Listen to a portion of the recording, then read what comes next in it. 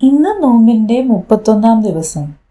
മറിയത്തിനു മുൻപിൽ ഗേബ്രിയേൽ ദൂതൻ പ്രത്യക്ഷപ്പെട്ട് മറിയം ദൈവപുത്രനെ ഗർഭം ധരിച്ച് പ്രസവിക്കുമെന്നും കുഞ്ഞിന് യേശു എന്ന പേരിടണമെന്നും അറിയിച്ചു.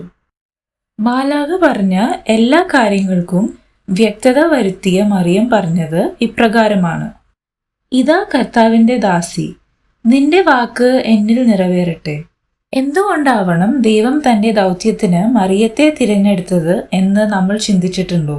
മറിയം ദൈവത്തിന് വിധേയയായി, വിശ്വസ്തയായി, ഹൃദയ നൈർമല്യത്തിൽ വിനയത്തോടെ ജീവിച്ചിരുന്നത് കൊണ്ടായിരിക്കാം.